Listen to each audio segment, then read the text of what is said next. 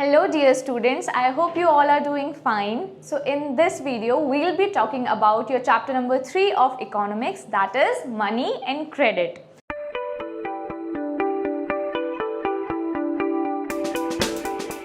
तो सबसे पहले मनी का डेफिनेशन देख लेते हैं. Money acts as an intermediate in the exchange process and it is called medium of exchange. In many of our day-to-day transactions, goods are being bought and sold with the use of money. यानी कि money क्या है? Money एक as a medium work करता है किस चीज़ के लिए? आपके गुड्स एंड सर्विसेज की परचेजिंग के लिए और ट्रांजैक्शन के लिए. अगर आपको कोई भी चीज़ खरीदनी है या बेचनी है तो उसमें एज अ मीडियम क्या काम करता है? मनी काम करता है. अब मनी की ज़रूरत क्यों पड़ती है? तो वो इस वजह से, जैसे कि आपने अपनी प्रीवियस क्लासेस में भी पढ़ा होगा कि बार्टर सिस्टम में क्या होता है, डबल कोइंसिडेंस ऑफ बॉन्ड अकर होता है और उससे होता क्या है कि बहुत सारे इश्यूज क्रिएट होते हैं. और वो इश्यूज क्या क्रिएट होते हैं? वो ऐसे क्रिएट होते हैं कि एक जो आपको मीडियम चाहिए होता है वो मीडियम सेम नहीं होता. हर एक कमोडिटी के लिए मीडियम सेम नहीं होता था. तो देखिए, सबसे पहले तो समझते हैं कि डबल कोइंसिडेंस ऑफ बॉन्ड्स होता क्या है. तो डबल कोइंसिडेंस ऑफ बॉन्ड्स जो है उसमें क्या होता है कि जैसे बार्टर सिस्टम में किसी एक चीज़ के बदले किसी दूसरी चीज़ को एक्सचेंज किया जाता था, वैसे ही उसमें होता क्या है कि किसी को जैसे सपोज शू खरीदने हैं और दूसरे इंसान को क्या वीट खरीदना है, तो अगर वो एक्सचेंज कर रहे हैं तो 1 kg of wheat 1 pair of shoe के इक्वल होगा या नहीं इन टर्म्स ऑफ वर्थ. और अगर ऐसा नहीं होता है तो फिर डबल कोइंसिडेंस ऑफ वांट आ जाता है. यानी कि किसी एक चीज़ के बदले कोई दूसरी चीज़ दी जा रही है लेकिन उसका वर्थ जो है वो सेम नहीं है, जिसके वजह से किसी एक को क्या होता है, लॉस होता है और किसी एक को बेनिफिट होता है, जिसके वजह से क्लैशेस क्रिएट होते हैं. तो यहाँ पर हमें किस चीज़ की ज़रूरत थी? एक ऐसे यूनिट की, एक ऐसे मीडियम की जो हर कमोडिटी के लिए क्या हो, सेम हो. तो यहाँ पर हमें फिर किस चीज़ की ज़रूरत पड़ी? मनी की.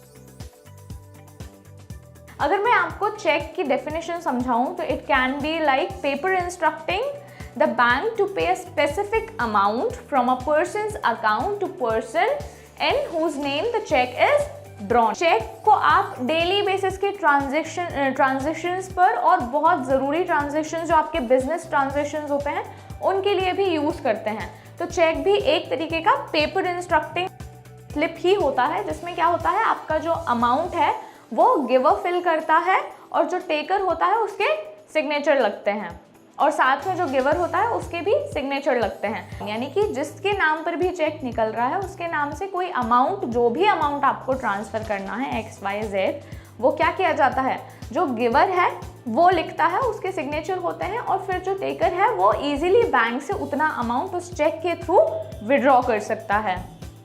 Next term is reserve bank of India. तो हम सब जानते हैं कि जो रिजर्व बैंक ऑफ इंडिया है वो सेंट्रल बैंक है इंडिया का. जितने भी मॉनेटरी पॉलिसीज़ हैं, जितना भी मनी एंड ट्रांजैक्शन का काम है उसको हैंडल करता है और साथ ही साथ इट मेक श्योर्स कि सारे जो ये मनी का ट्रांजैक्शन चल रहा है, जितने भी लोगों के अकाउंट्स हैं वो प्रॉपरली सेफ हैं और उनके साथ कहीं पर भी किसी भी टाइप का एक्सप्लॉयटेशन तो नहीं हो रहा है. Reserve bank of India is a central bank of India which controls the monetary policy of the country. Reserve Bank of India supervises the activities of formal sector and keeps the track of their activity, but there is no one supervise the functioning of the informal sectors. तो देखिए, अब यहाँ से क्या आ गई बात, informal sector की आ गई. यानी कि देखिए, दो तरीके के सेक्टर होते हैं जो मनी का ये जो रोल है उसको प्ले करते हैं.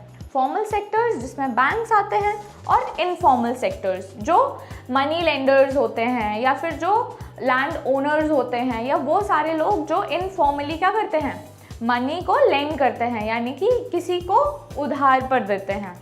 सो रिजर्व बैंक ऑफ इंडिया के बाद बात करते हैं क्रेडिट की, कि क्रेडिट क्या होता है. तो अगर क्रेडिट को मैं सिंपली समझाऊं तो the activity of borrowing and lending money between two parties, यानी कि दो पार्टी के बीच में पैसा उधार लेना या पैसा देना उधार, इस टाइप की ये जो प्रोसेस होती है उसको हम क्या कहते हैं, क्रेडिट. इसके बाद बात करते हैं कोलेटरल की। तो ये जो कोलेटरल टर्म है, इसका सीधा सीधा मतलब है ये एक तरीके का क्या होता है, एसेट होता है, जिसके बेसिस पर आपको लोन दिया जाता है, जिसको आप एज अ गारंटी रखते हैं किसके पास, जो आपको मनी लेंड कर रहा है उसके पास। और with in the period of time अगर आप फेल हो जाते हैं वो पूरा मनी पे बैक करने में, तो ये जो कोलेटरल एसेट होता है इसको जो मनी लेंडर है वो अपने पास रख सकता है। इसकी डेफिनेशन देख लेते हैं। Collateral is an asset that the borrower owns, such as land, building, vehicle, livestock, deposits with the banks, and uses this as a guarantee to the lender until the loan is repaid. Properties such as land titles, deposits with banks, livestock are some common examples of collateral used for borrowing. इसके बाद हम बात करते हैं terms of credit की। तो देखिए, अब कोई भी अगर आपको मनी लेंड करेगा तो ऑब्वियस सी बात है कि उसके कुछ टर्म्स एंड कंडीशंस होंगे कि भाई आपको इतना पैसा इतने पीरियड में वापस करना है और इतने इंटरेस्ट के साथ वापस करना है। तो टर्म्स ऑफ क्रेडिट में क्या होता है, एक तरीके की ये पॉलिसी होती है जिसमें सारे रूल्स एंड रेगुलेशंस होते हैं, जिसके बेसिस पर जो मनी है उसको क्या किया जा रहा है, लेंड किया जा रहा है। इसके बाद हम बात करेंगे formal sector credit in India. तो देखिए, दो तरीके के सेक्टर्स होते हैं जो लोन प्रोवाइड करते हैं, formal sector and informal sector. Formal sector में आ जाते हैं आपके बैंक्स, जो कि लोन प्रोवाइड करते हैं एक सर्टेन फिक्स्ड अमाउंट के इंटरेस्ट पर और कुछ पॉलिसीज के बेसिस पर। और जो इनफॉर्मल सेक्टर्स होते हैं, they can be money lenders, they can be land owners, they can be traders, employers और your friends and family members. तो ये इनफॉर्मल सेक्टर में क्या होता है, आपके जो नज़दीक के लोग होते हैं या वो कुछ ऐसे लोग जो आपको मनी लेंड कराते हैं, जो आपसे थोड़े से अच्छे फाइनेंशियल स्टेटस पर होते हैं, वो आ जाते हैं। वेयर एज फॉर्मल सेक्टर में केवल बैंक्स आते हैं। अब देखिए, क्राइटेरियाज को समझते हैं। फॉर्मल सेक्टर में जो भी चीज़ें होती हैं वो फिक्स्ड पॉलिसीज़ पर होती हैं और सारे क्राइटेरियाज को, रिस्ट्रिक्शंस को ध्यान में रख के की जाती हैं। यानी कि अगर बैंक किसी को भी लोन देता है, मनी लेंड करता है, तो किसी फिक्स्ड अमाउंट पर करता है, फिक्स्ड इंटरेस्ट रेट पर करता है, और जो टाइम ड्यूरेशन है उसको पे करने का वो भी फिक्स्ड होता है टाइप्स ऑफ लोन के अकॉर्डिंग। वेयर एज अगर इनफॉर्मल सेक्टर की बात की जाए तो इनफॉर्मल सेक्टर में ऐसा नहीं होता। जो ओनर होता है या फिर the person who is lending money can decide the amount और द परसेंटेज ऑफ इंटरेस्ट, और मनी के पेबैक के लिए वो इलीगल एक्शंस भी ले सकता है। तो ये एक डिफरेंस होता है किसमें, फॉर्मल सेक्टर ऑफ लोन्स और क्रेडिट्स में और इनफॉर्मल सेक्टर ऑफ क्रेडिट में। इसके बाद आ जाते हैं हमारे सेल्फ हेल्प ग्रुप्स। अब देखिए, सेल्फ हेल्प ग्रुप्स की ज़रूरत क्यों पड़ती है, वो इसलिए पड़ती है क्योंकि जो फॉर्मल सेक्टर है, जो बैंक्स हैं, वो रूरल एरियाज तक पहुंच पाना उनके लिए कभी कभी मुश्किल हो जाता है। There are so many rural areas across the country जहां पर अभी भी बैंक्स नहीं हैं।